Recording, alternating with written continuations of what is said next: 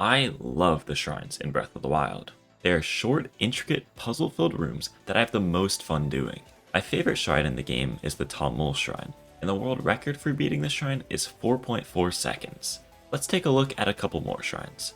This is the Shodantu Shrine, and it is completed in 5.5 seconds. And this is the Vuloda Shrine, and it is completed in 9.1 seconds. Have you started to notice a pattern yet?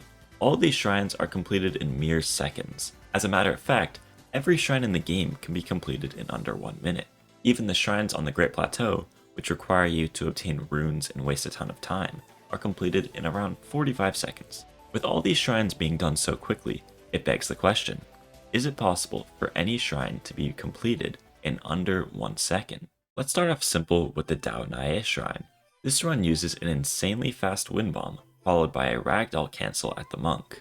When Link hits a wall at a specific speed and angle while in ragdoll state, it can instantly cancel the animation and make him stand up immediately, skipping the usual recovery animation. This comes out to a 2.6 second time, which is insanely fast, but not quite under 1 second.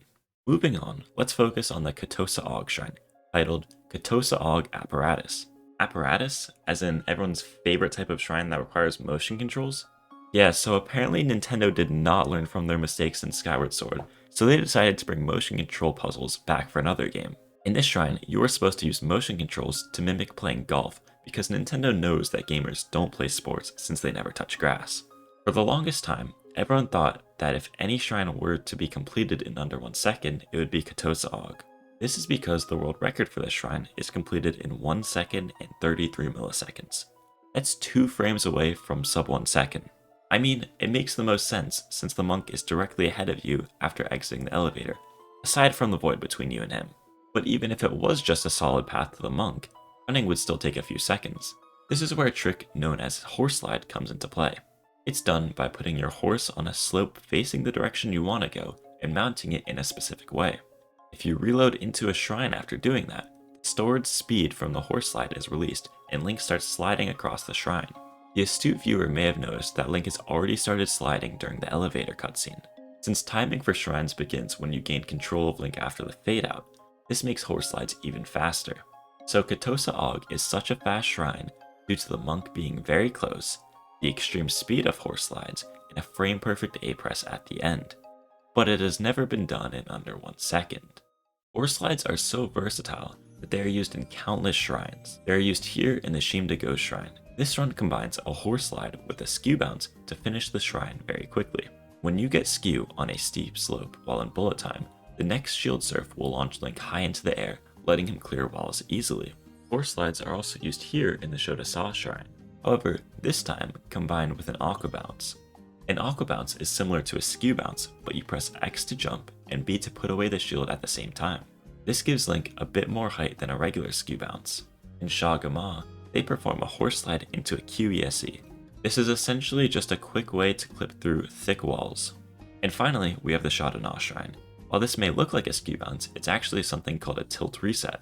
This occurs when you get skew, like in a skew bounce, but on a shallow slope rather than a steep one, and then go into throw aim during the bounce to gain more height than a normal skew bounce. Now, none of these shrines are faster than Katosa Aug. They are all done in under 3 seconds. They clearly show how fast horse slides can be, but also prove that horse slides aren't enough to beat a shrine in under 1 second. Moving away from horse slides now, let's look at the Dakata Shrine. I'll just let the run speak for itself. Whoa, that was cool. Let's watch that back and try to analyze what happened.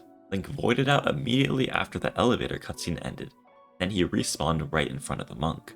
This glitch is called void out storage, and how it works is very interesting. It all starts by going to an apparatus shrine and obtaining apparatus storage. Since the game thinks Link is using the apparatus, it does not void him out, essentially storing the void out.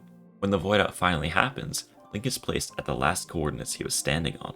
If we reload a save file from a different shrine with this void out stored, Link will still void out, but his last coordinates remain the same.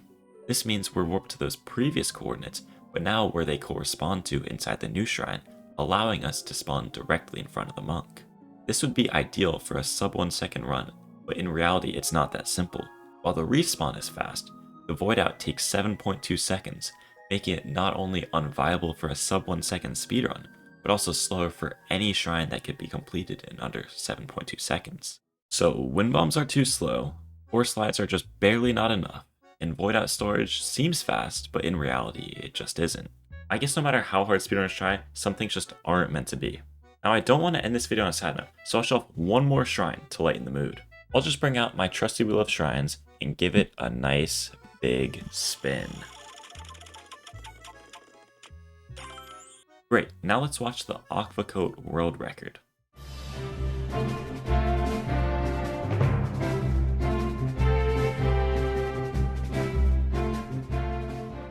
Okay, so I lied. The shrine has been beaten in under 1 second. The Aquacoat world record is 933 milliseconds, or 0.933 seconds. It might seem like some void out storage shenanigans, but it's actually something else entirely. This is called Blight Refight Cutscene Transfer, and here's how it works.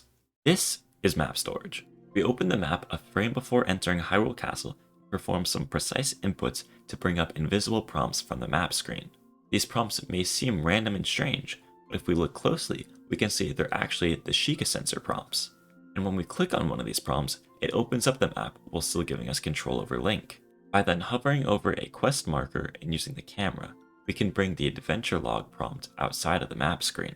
Then, by pressing A to talk to the statue, it opens the inventory while also displaying the statue's dialogue. This is inventory storage, and it's important because when we finish the dialogue with the statue, the inventory stays on the screen while we still have control of Link. This allows us to enter the cutscene that starts the Water Blight refight with the inventory open. By reloading a save file into Aquacoat at the same time the Water Blight refight cutscene warps Link into Vah Ruta, we transfer the cutscene into the Aquacoat shrine. The coordinates where Link is placed during the Water Blight refight are nearly identical to the coordinates right in front of the monk in Aquacoat. By forcing the Water Blight refight cutscene to play in Aquacoat, Link spawns directly in front of the monk. Since it's a cutscene, there's no void out, so we instantly gained control of Link right at the monk, allowing us to spawn in and examine him instantly. In the end, there was no need for a speedy wind bomb in Dao Nae, or a slick horseslide in Katosa Aug, or even void out storage in Dakatas. It turns out, all we needed was the Zora DLC and a dream in order to beat a shrine in under 1 second. After countless shrine ILs and relentless efforts to beat a shrine as quickly as possible, the holy grail of IL shrine speedruns has finally been realized. No longer are we restricted by the tease known as Katosa Aug, but the story does not stop here. Speedrunners will continue to push shrines to their limits, and we will keep moving forward until we've killed all millisecond barriers. Thank you for watching. See ya.